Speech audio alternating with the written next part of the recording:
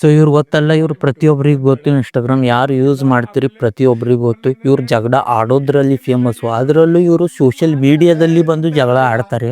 So ಈ social ಮೀಡಿಯಾಕ್ಕೆ ಇವರು ಏನು ತಿಳ್ಕೊಂಡಿದ್ದಾರೋ ಒಂದು ಅರ್ಥ ಆಗ್ತಾ ಇಲ್ಲ. ಇದಕ್ಕೇನು ಕೋರ್ಟ್ ಅನ್ಕೊಂಡಿದ್ದಾರೋ ಏನೋ. ನಾವು ಇನ್ಸ್ಟಾಗ್ರಾಮ್ ಓಪನ್ ಮಾಡಿದ್ರೆ ಸಾಕು ಇವರೇ ಬರ್ತಾ ಇದ್ದಾರೆ.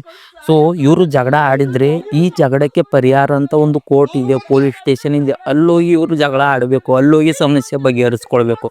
ಇವರು ಅದು ಬಿಡ್ತಾರೆ, ಡೈರೆಕ್ಟ್ ಬರ್ತಾರೆ, ವಿಡಿಯೋ ಮಾಡ್ತಾರೆ, ಇನ್ಸ್ಟಾಗ್ರಾಮಲ್ಲಿ ಅಪ್ಲೋಡ್ ಮಾಡ್ತಾರೆ.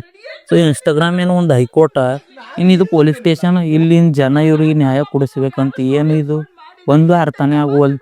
ಇವ್ರ ಜಗಳ ನೋಡಿ ಯಾರೋ ಹಳ್ಳಿ ಜನ ಯಾರಾದರೂ ಇವರು ವಿಡಿಯೋ ನೋಡಿದರೆ ಹಳ್ಳಿ ಜನ ಕೂಡ ಆಡೋಕೆ ಸ್ಟಾರ್ಟ್ ಮಾಡ್ತಾರೆ.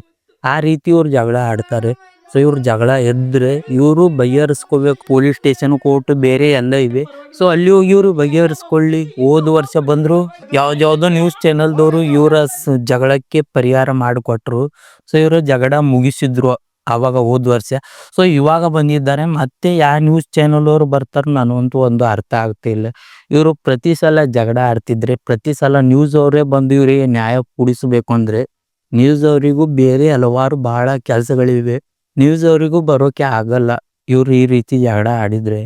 ಸೊ ನನಗಂತೂ ಒಂದು ಅರ್ಥ ಆಗ್ತಾ ಇಲ್ಲ, ಇವರು ಡೌನ್ ಮಾಡ್ತಾ ಇದ್ದಾರೆ ಏನು ಅಂತ.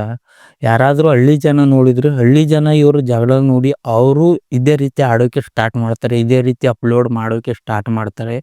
ಸೊ ದಯವಿಟ್ಟು ಈ ರೀತಿ ಅಪ್ಲೋಡ್ ಮಾಡಬೇಡಿ. ಜಗಳ ಆಡೋದಿದ್ರೆ ನೀವು ಮನೆಯಲ್ಲಿ ಕುಳಿತುಕೊಂಡು ಆಡಿ. ಆ್ಯಂಡ್ ಪೊಲೀಸ್ ಸ್ಟೇಷನ್ ಇದೆ, ನಿಮಗೆ ಜಗಳಕ್ಕೆ ಏನಾದರೂ ಬಂದರೆ ಪೊಲೀಸ್ ಸ್ಟೇಷನ್, ಕೋರ್ಟಿಗೆ ಹೋಗಿ ಬಗೆಹರಿಸ್ಕೊಳ್ಳಿ ಅಂತ ಹೇಳ್ತಾ ಇದ್ದೀನಿ ಅಷ್ಟೇ.